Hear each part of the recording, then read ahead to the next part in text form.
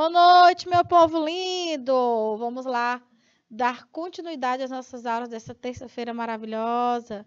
Vamos aí de redação e daqui a pouco oficina de língua portuguesa, galerinha, show. Vamos embora com a Flavinha, tia Flavinha e os nossos colegas aqui da Libras. Vamos trabalhar hoje planejamento, produção e edição de textos orais, escritos e multissemióticos. Isso é muito importante, nenéns. Para fazer uma comunicação efetiva, saber como é que o texto, né, o texto que é a comunicação em si, ele vai acontecer. Quando a gente pensa em um texto, você revela aí uma intencionalidade comunicativa, ou seja, todo processo comunicativo prescinde, tá, de veículos que envolvam emissor, interlocutor, intenção, portador, que é o meio, tá, pelo qual o texto vai circular. Se vai ser um texto oral, se vai ser um texto escrito, se vai ser um texto não verbal, enfim. Então, nossa aula de hoje aqui, no componente curricular redação, vai estar muito rica nesse sentido do que é necessário para planejar um texto, produzir, editar dentro da oralidade, escrita e multissemiose, ou seja, um tipo de situação em que você usa diversidade de meios para transmitir a comunicação. E vou te dar um exemplo. Um infográfico, que é um gráfico recheado de informações mais condensadas, tem menos texto verbal escrito e muito mais texto não verbal. Como você tem uma riqueza, tá, de texto verbal pela variação de fontes empregadas, cores, tá, na parte, né, dessas multissemioses, você tem um texto com certeza mais rico, né?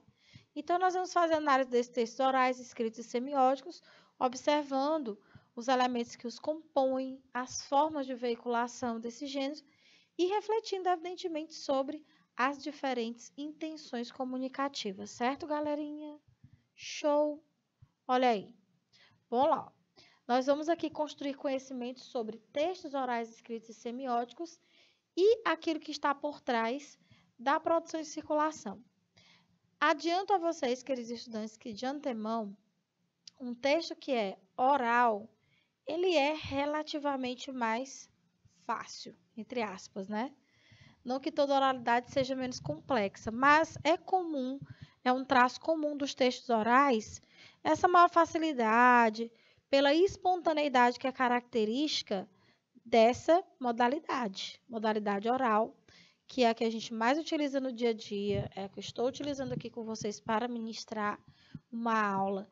Parece fácil, né, me vendo falar assim com uma certa desenvoltura, mas é porque eu já tenho um estudo, tenho conhecimento. Se fosse uma conversa, um bate-papo também seria uma oralidade mais tranquila, mas tudo depende do contexto, tudo depende dos enunciadores. Então, a gente vai observar, ó, o texto, que é um texto de fato considerado, tá? Qual tipo de registro em que esse texto, sendo verbal, oral ou escrito, vai se manifestar? Lembrando que a gente já estudou aqui em outro momento o conceito de registro, tá? Que é a forma de apresentação da língua em termos de mais próxima das regras da gramática normativa ou mais distante disso. Então, veja aí, ó, registro formal. Ou, ainda, registro informal. Então, a gente já pode pensar nessas situações em um texto verbal, oral ou escrito.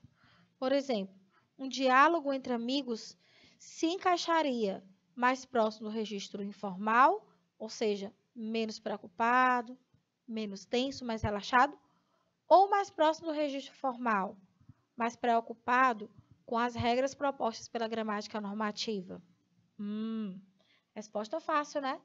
Num diálogo entre amigos, evidentemente, nós temos uma conversa informal, cheia de termos mais particulares, mais intrínsecos ali da relação de amizade, de proximidade entre os indivíduos envolvidos nesse discurso.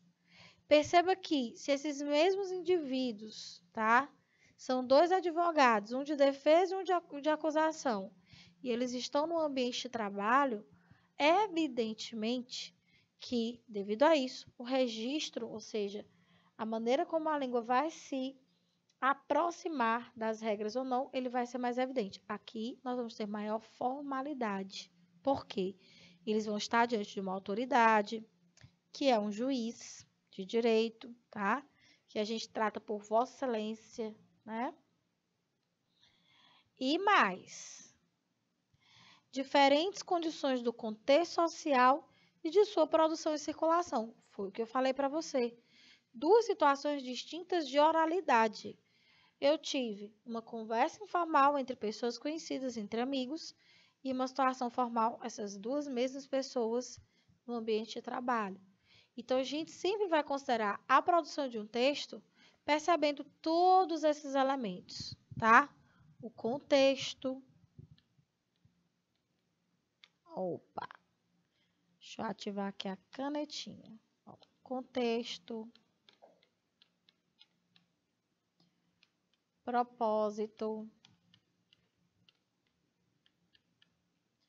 O canal, ou seja, como é que esse texto vai ser veiculado, tá? Quem é o locutor? Ou seja, quem inicia o processo comunicativo? Quem é o interlocutor? Enfim, tudo isso é fundamental para que um texto se materialize, tá? Estamos falando inicialmente de textos verbais, queridos estudantes. Olha aí, ó. O que é um texto? Quando falamos também produzimos textos ou eles são apenas escritos? Para que servem os textos? O que é um registro formal e informal? Em quais condições se produz um texto? Onde eles circulam? Qual é o canal deles? O que levar em conta na hora da produção? Ou seja, um texto não nasce do nada. Porque toda vez que a gente vai produzir um texto, existe uma intenção, existe um público-alvo. Essa intenção parte do emissor, que eu chamei de locutor. É quem fala. Dentro do processo de comunicação é quem fala, quem escreve. Quem primeiro teve uma intenção de dar início ao processo comunicativo. Quem é o interlocutor? É o público-alvo, é o receptor, é o destinatário, como queira. É aquele para quem se fala, para quem se escreve, tá? O que é o contexto? É a situação em que o processo comunicativo vai de fato se efetivar. E o contexto considera uma série de variáveis. Idade dos interlocutores, quem é, tá? Aquele que fala, qual é a intenção, em que local ele está. Tudo isso é considerado dentro do contexto de circulação. O registro, como eu disse, é a forma como a língua vai se mostrar, se materializar, sendo menos formal ou mais formal. É, na verdade, o registro o nível de formalidade da língua, tá bom? Quanto mais próximo da gramática normativa, mais formal ele será considerado. O informal é justamente o contrário. Em que condições se produz um texto? Aí a gente pensa nas diversas situações em que há a possibilidade de se iniciar um processo comunicativo. Por quê? Onde eles circulam? Bom, vários meios, né? E se tratando de textos verbais, não verbais, você tem internet, você tem rádio, você tem TV. Rádio não, rádio que dá, não dá para comunicar texto não verbal por rádio, porque é visual, né, gente? Mas rádio você comunica oralidade, né? Evidentemente, escrita também não vai por via rádio, mas você tem que ver o portador para você ver as melhores condições de transmitir esse processo comunicativo. Então, o que considerar? Olha aí, um pontinho de interrogação. Nós vamos dar as respostas a isso ao longo da nossa aula, para que você entenda que todo texto passa por um processo, tá? Seja ele verbal, seja ele não verbal, seja ele multissemiótico. E as diferenças nós já tratamos aqui, né? Eu apresentei para vocês o que é um texto verbal, que vai ser demonstrado nas modalidades oral e escrita, o que é um texto misto, né? Que é um texto que envolve pelo menos uma modalidade de cada, ou seja, uma modalidade de oralidade, uma modalidade escrita, beleza? Uma imagem. E o texto multissemiótico que mistura, varia essas formas de materialização do que a gente chama de texto. Então, primeiro de tudo, gente, é vocês não considerarem texto no conceito mais restrito. Tem muita gente que quando ouve essa palavra, ó, só pensa naquilo que é escrito ou falado, né? O NE, se você consegue de alguma forma ler, entre aspas, essa imagem, ó, leia, é um texto. Se ele te transmite comunicação, é um texto. Então, no sentido mais genérico possível, texto é qualquer situação em que se estabeleça um processo comunicativo. Então, se eu chegar aqui para vocês e demonstrar, por meio dos meus comportamentos, da minha fala, tá? Das minhas expressões faciais, determinados sentimentos, vocês vão me ler. Principalmente observando os meus gestos, as minhas expressões faciais. Olha só, vocês vão fazer uma leitura. Então, a leitura, ela não está restrita só a texto oral e texto escrito, tá? Para começo de conversa, tá bom? Então, muito do que se pensa e se considera sobre os textos vai ser mudado a partir de agora, porque, evidentemente, ó, você vai entender que essa produção sempre vai levar em consideração o contexto. Então, ó, normalmente se entende o texto como um conjunto de frases, ou seja, algo que foi feito para ser lido ou escutado, né? No caso da modalidade oral. Mas a definição de texto não é tão simples quanto parece. Acabei de dizer por quê. Se eu tenho um elemento que não tem letra, não tem fonema, ou seja, não tem sons da língua, né, que vão ser articulados e formar palavras, eu tenho texto. Se eu também não tenho nenhum desses elementos, nem escrita, nem oralidade, mas tenho uma imagem, algo que vai me comunicar, algo que vai me informar algo, com certeza que isso é texto. Só não pode ser chamado de texto verbal, né? Você já aprendeu. Qualquer dúvida pode perguntar aí, ó. Os textos, portanto, não são apenas escritos, evidentemente. A gente fala nas modalidades a partir das quais um texto pode ser demonstrado. Então, as modalidades dentro do que a gente chama de texto verbal são escrita, oralidade. Ou seja, eu posso transmitir comunicação com a fala e por meio da escrita. Eles não são simples amontoados de palavras ou frases, ou seja, deve existir um cuidado com a organização dessas palavras e frases para que no final das contas exista um texto, tá? Então a gente chama isso aqui, ó, dentro de um texto oral ou escrito, de coesão. É a organização, ou pelo menos os mecanismos linguísticos que você usa na macroestrutura, ou seja, na superfície do texto, para estabelecer comunicação.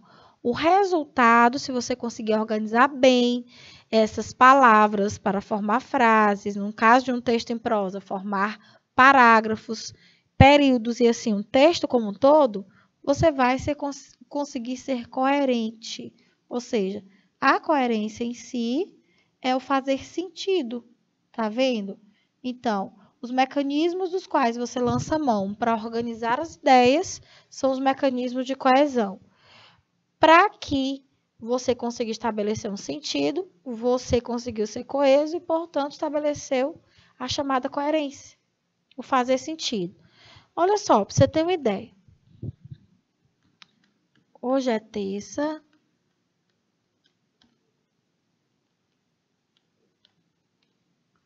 Mas não tem chuva. Aliás, melhor, para não ficar muito estranho. Hoje é terça, mas não choveu. Olha, eu posso assegurar a vocês. Vocês vão perceber que, considerando os elementos linguísticos que eu utilizei, duas orações, não é isso, formando um período composto, você tem um texto coeso, sim. Eu tenho duas orações, entre elas um elemento de coordenação que é a conjunção mas. Ó, tá prestando atenção, nenéns? Se você me pergunta, tia Flavinha, esse texto está organizado? Tá. Mas um texto organizado não quer dizer necessariamente um texto que faça sentido, né? Eu tenho todos os termos. Tanto é que se eu isolar essas duas orações, ó, hoje é terça, hoje não choveu, eu tenho duas orações tranquilas com sentido completo. Mas como eu vejo que elas fazem parte do mesmo período, fora de contexto é estranho demais. Como assim? Hoje é terça-feira. O que tem a ver? A terça é um dia da semana com chuva, quer dizer que toda terça tem que chover?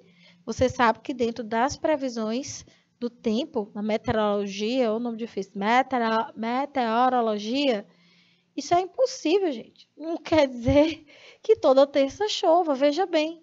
Ou seja, na minha cabeça isso não entra. Então, para mim, não é um texto coerente. Fora de contexto, não faz nenhum sentido.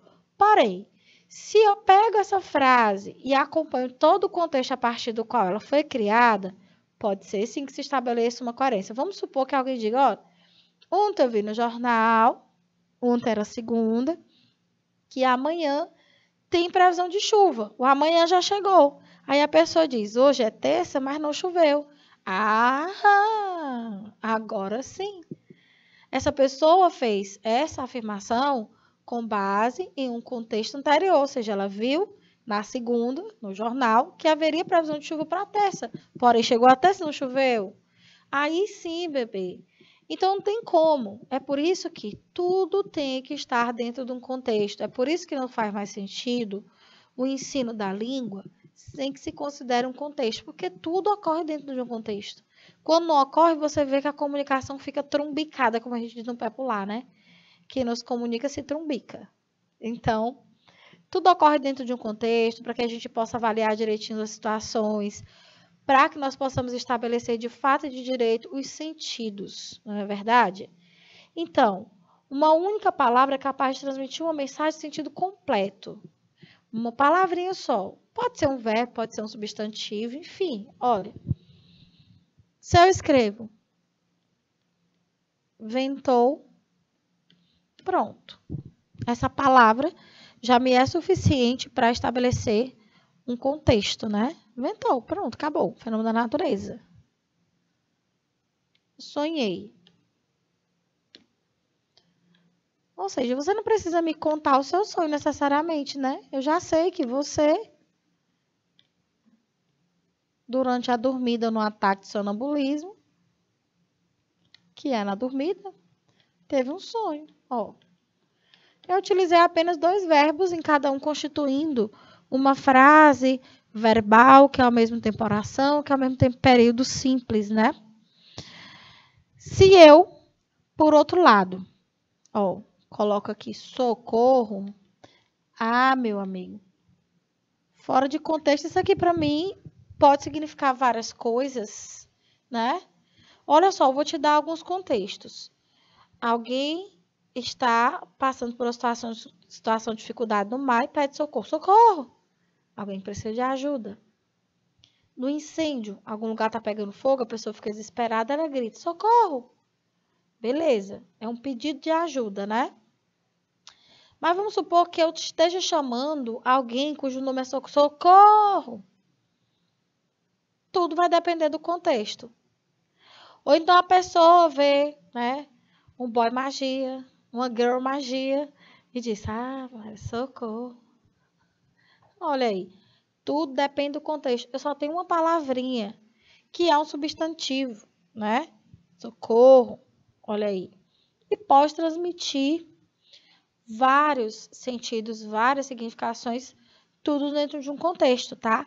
Então, essa significação toda, ela vai depender do contexto e do nosso conhecimento de mundo. Por isso, os textos precisam ser avaliados em situações, ou seja, os contextos em que as comunicações acontecem precisam ser devidamente avaliados. Isso vale uma reflexão muito importante, principalmente nesse momento de alta conexão com tecnologias digitais e as fake news, né? A que somos a todo momento submetidos. Então, muito importante esse conhecimento de mundo, muito importante aquele momento de parada, apesar do corre-corre do dia a dia, né? Aquele momento de parada, de análise, de verificar se as coisas realmente são verdadeiras, entende?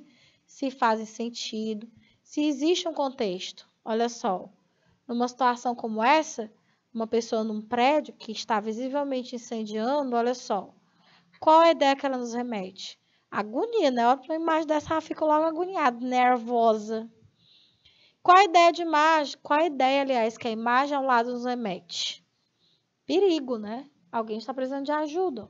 O que ela nos faz pensar? Desespero, dor, intranquilidade. Certamente, se ouvíssemos apenas a palavra socorro sendo proferida, compreenderíamos muito bem a situação e o que ela quer dizer. Assim, socorro pode ser considerado um texto com toda certeza, né? Com toda certeza. Então, são as nossas experiências de mundo, aquilo que nós somos capazes de visualizar, de avistar e avaliar, que vai contribuir para a construção dos sentidos. Portanto, vai contribuir para a construção de um texto. Veja que na psicologia há casos muito interessantes, queridos estudantes, de crianças que sofrem abuso dentro de casa e vai lá um profissional, não é? Que lida com a mente, um psicólogo, tá? Um psiquiatra, e a criança se manifesta via desenhos muitas vezes, né? Algumas palavrinhas que ela utiliza, alguns desenhos que ela faz. Então, é evidentemente que a pessoa leiga dificilmente vai conseguir identificar os sinais que a criança está procurando manifestar ali, através daqueles desenhos, daquelas imagens que ela faz. Mas com certeza um especialista na área, um médico, um profissional que lida, não é? Com esse tipo de situação, vai saber com certeza fazer a leitura, porque ele se preparou para isso, ele estudou essas situações discursivas diferentes.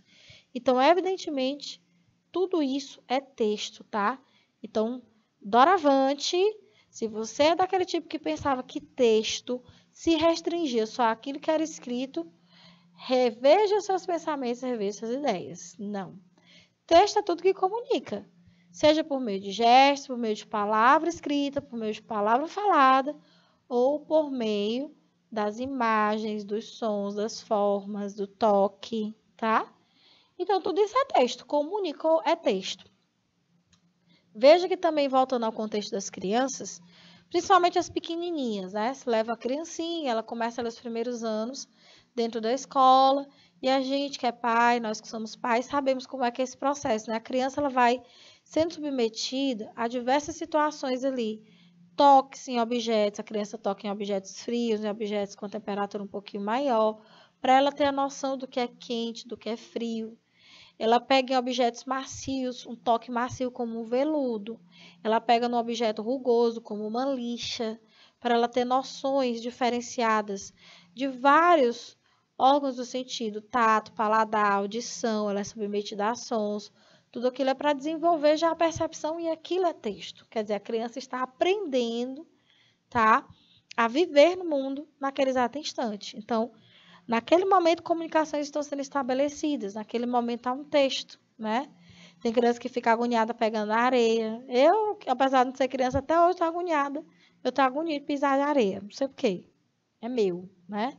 Então, a reação aos diferentes toques, ela é, com certeza, fundamental nesse processo de aprendizagem, de conhecimento de mundo, que começa ainda quando a gente é criancinha. Bom, uma outra coisa importante. Um texto não se constitui apenas daquilo que você lê ou que você consegue visualizar. Há os chamados implícitos. E aí a gente vai falar tanto das mensagens subliminares que ocorrem, né, em textos aí multissemióticos, como também em textos verbais, não verbais, como também as situações em que é necessário que essas entrelinhas sejam verificadas para a gente poder avistar as intenções, mesmo aquelas que estão escondidas dentro de um texto. Então, aprenda também que um texto ele não é só o que é dado, não é só o que você consegue visualizar, não é só o que você consegue ouvir, o que você consegue ler. Há chamadas informações implícitas, ou seja, aquilo que não é revelado, que não é dado, que está escondido. Sobre isso é importante falar novamente em contexto. Há um tipo de implícito, ou seja, informação não revelada, que ela é basicamente analisada a partir do contexto, tá? Alguém chega e diz: está frio. Aqui. Vou te dar um contexto. Ó. A pessoa entra numa sala refrigerada e já entra meio que reclamando, ou pelo menos a interpretação de quem ouviu achou que estava reclamando. É. Mas não vou aumentar a temperatura. Ou seja,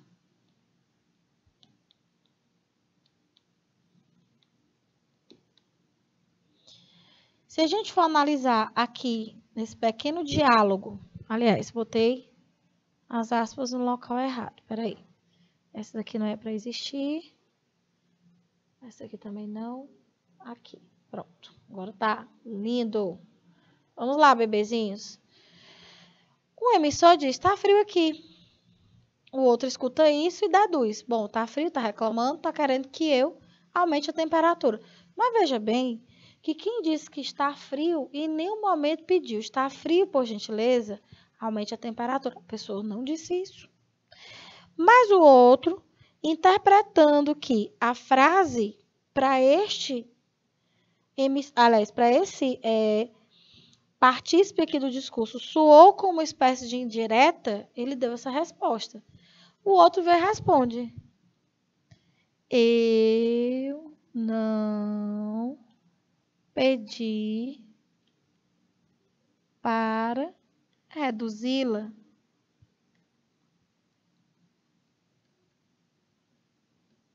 Até gosto do frio. Então, quando a gente vai avaliar as informações que estão implícitas aí, a gente vê o implícito do tipo subentendido. Ou seja, o subentendido no contexto, ele soa para o ouvinte como uma indireta, como uma insinuação do emissor. Quer dizer, o interlocutor avaliou que o emissor, o locutor, estava dando uma indireta nele. Está frio, está pedindo para reduzir a temperatura. Aí, com base na interpretação que o interlocutor deu, o emissor volta, o locutor diz, eu não pedi para reduzi-la, eu até gosto de frio. Então, assim, ele desconstruiu a avaliação, a interpretação que o interlocutor dele fez.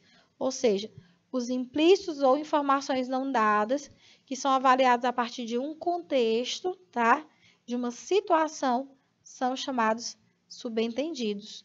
São avaliados, portanto, por meio de indiretas, insinuações que ficam muito mais a cargo do entendimento do interlocutor do que da intenção do próprio emissor locutor.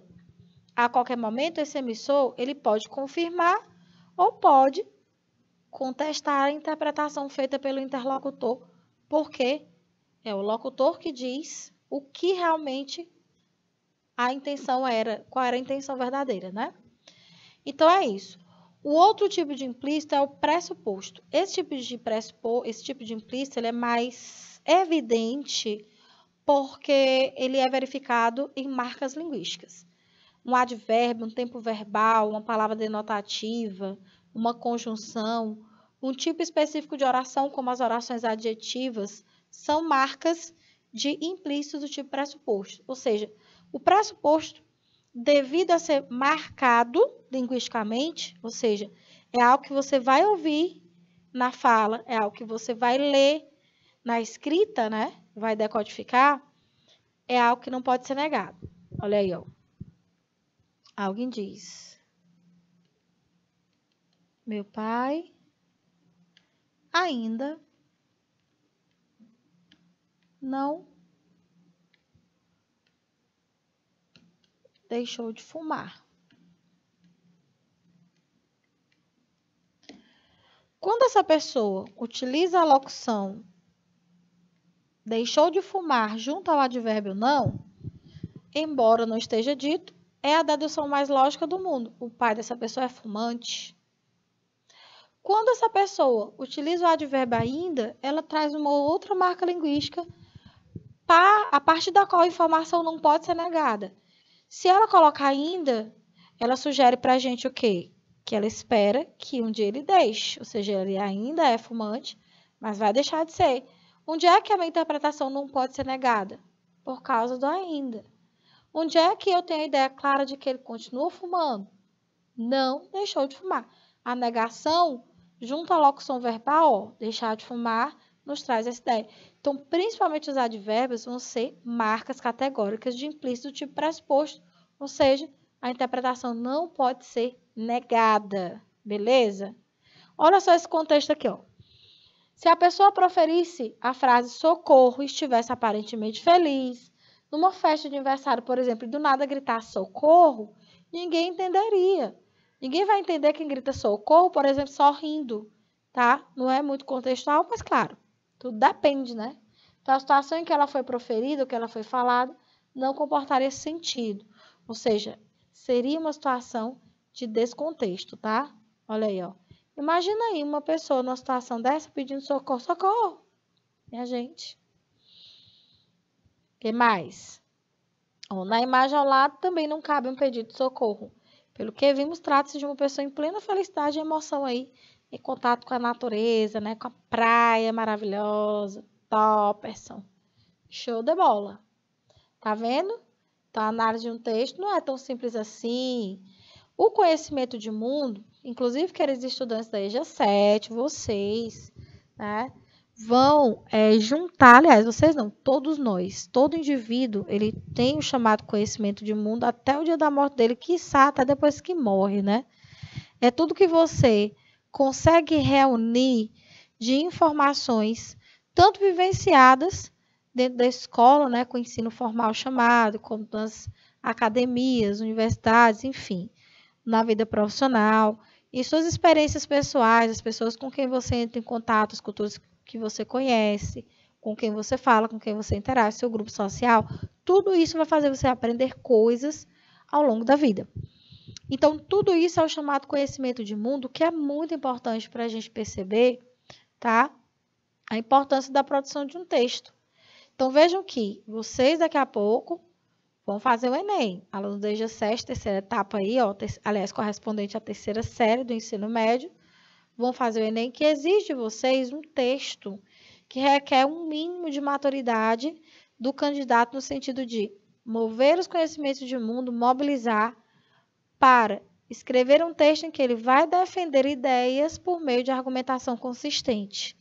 Então, veja bem que o conhecimento de mundo é o que a matriz de redação do Enem chama de repertório sociocultural produtivo. É a mesma coisa em outras palavras, ou seja, tudo que você vai levar, que vai servir para incrementar, para sustentar o seu ponto de vista, a sua tese, dos conhecimentos, principalmente conhecimentos intelectuais, que você adquiriu ao longo da vida, mas também conhecimento de mundo, evidentemente, tá? Então, com certeza que tanto a produção quanto a recepção de textos ela será muito mais desenvolvida, muito mais potencializada quando essa coisa do conhecimento de mundo ela está presente, principalmente no quesito educação.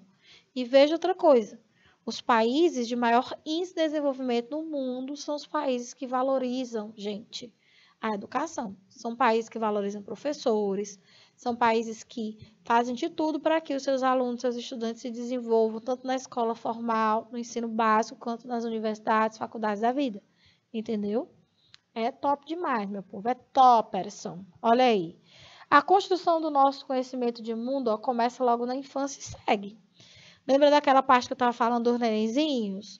Tocando na areia, pegando temperaturas como frio, quente, rugoso, liso, etc. Molhado, seco. Pronto. Isso aí começa a ser construído, ó, desde que você é pequenininho. E vai, evidentemente, até o dia em que você desencarnar. Olha aí. Então, evidentemente, quanto mais você se abre para o conhecimento, seja ele formal, seja ele um conhecimento mais voltado, né, para suas experiências pessoais, maior bagagem você vai usar na sua vida e, com certeza, a sua potencialidade enquanto produtor de um texto, ela será desenvolvida, né? Ela será muito mais desenvolvida. Tá aí. Então, vejam que é muito difícil para alguém opinar se ele não tem conhecimento de mundo. Bom, você poderia me dar um assunto e eu poderia ficar calada porque eu não sei opinar, né? Se alguém me mostrar obras artísticas, dependendo da obra, eu conheço algumas, mas confesso que não sou exímia conhecedora. Eu tenho até vontade de fazer mais leituras nessa área. Mas se você me mostra um quadro, eu não sei quem é o pintor, eu não sei qual é a tendência artística daquela tela, entendeu? Então, naquele momento, eu não tive conhecimento de mundo suficiente para ler. Eu posso até fazer, vamos dizer assim, uma leitura mais superficial, mas aquela leitura mais aprimorada, mais técnica, com o olhar de quem conhece, eu não conseguiria fazer, entende? É isso. Então, ao longo da vida, a gente vai, com certeza, adquirindo essas competências para tanto escrever textos, como também recepcioná-los, né? Receber esses textos e ser capaz de interpretá-los. Lembrar que, muito importante, nessa perspectiva da produção de texto, da preparação, né? E da, vamos dizer assim, consagração, ou seja, da apresentação propriamente dita do texto, a materialização, ó, isso aqui é relevante. Você saber que tipo de linguagem você vai empregar, beleza? Se é uma linguagem mais próxima da formalidade ou da informalidade. Esse gênero que eu falei, que é exigido nos principais vestibulares do país, com o Enem não é diferente, a dissertação escolar, exige, dentre outros aspectos, uma escrita, ou seja, lá no CAPT, né, de orientação para os vestibulandos, já está lá expresso. Escreva um texto considerando a escrita formal, modalidade, tá? Escrita em registro formal da língua portuguesa, ou seja, você tem que escrever, tem que, você não pode escolher, tem que. Exige, a exemplo lá do Enem, ó, uma competência totalmente voltada para avaliar, tá? As regras gramaticais que você deve demonstrar dentro daquele texto. Quando eu digo regras gramaticais, estou me referindo à gramática escolar mesmo. A chamada gramática normativa ou prescritiva da língua. Não gosto de dizer que ela dita, né? Mas que ela sugere, vamos dizer assim, regras para que você consiga, seja na oralidade, seja na escrita, demonstrar conhecimentos na linguagem padrão. Então, botei errado a setinha. Vou apagar e corrigir. Ao vivo e a cores. Aqui, gente, ó. Setinha para cá, tá? É formal. É a competência. Então, por exemplo, se você não tem tantos conhecimentos nessa área, se você não consegue utilizar com eficiência dentro desse propósito a pontuação, a acentuação, não consegue escrever as palavras de acordo com a grafia oficial do país, estabelecer as devidas regras de concordância, o princípio harmônico entre nomes e verbos, regência, relação entre termos subordinados, colocação pronominal e crase, isso é um problema. Ou seja, a sua nota, que pode ser a máxima nota 1000 aqui, pode cair devido à competência 1. E não por acaso, gente, não por acaso, é a competência que dá mais trabalho para o povo. Estatisticamente falando, em outras palavras, a competência que mais impede a nota 1000 na redação Enem é a competência 1. Então, é meio contraditório, né? A gente passa a vida inteira, tecnicamente, desde o momento que você pisa na escola, estudando as regras da gramática normativa. Mesmo quando você não pisa na escola, tem alguém que sempre vai chegar e vai te dizer assim, você está falando alguma coisa que não é português, você não sabe nem falar português, o que também é algo retrógrado, né? Então, é simples. Em outras palavras, eu estou falando para vocês aqui o que seria linguagem formal, o que seria linguagem informal. Nós estamos aí, né, no momento de pleito, ou seja, vamos daqui a pouco eleger candidatos aí à presidência da República, né, ao Senado, bebezinhos. E vejam que nós vamos estar diante de muitos discursos políticos. O que se espera numa situação que é de formalidade é que esses discursos tenham uma oralidade mais formal. Você espera tanto um debatedor, um moderador do debate, como também candidatos que se mostrem linguisticamente elegantes. Ou seja, não usar termos de baixo calão, evitar as gírias, evitar as palavras menos formais do nosso cotidiano, até porque aquela situação exige, né? Mais cuidado, exige mais policiamento linguístico, vamos dizer assim. Tá bem? Ao contrário, as situações informais que a gente vive 99,9% do dia da gente, né? Claro, a gente domina isso aqui tranquilamente. Ou seja, tudo que a gente sabe na vida é utilizar, eu digo num texto verbal mesmo, oralidade ou escrita, linguagem não padrão. Com o internetês que o diga, né? Nós somos letrados na linguagem chamada digital, povo lindo. Olha aí, ó. Evento informal, uma festa em família, reunião familiar, um evento mais formal, ó. Alguém num palanque, provavelmente, proferindo uma palestra, um discurso, uma situação que é de formalidade.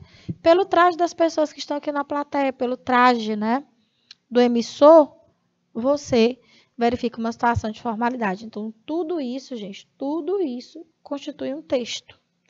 Tudo isso é necessário para que você consiga se planejar, produzir um texto, verificando sempre, eu digo sempre mesmo, não existe exceção para essa regra, sempre considerando o contexto. E assim nós encerramos a nossa aula de redação, daqui a pouco nós vamos para oficina de língua portuguesa, não saia daí, voltamos já já. Cheiro e até mais.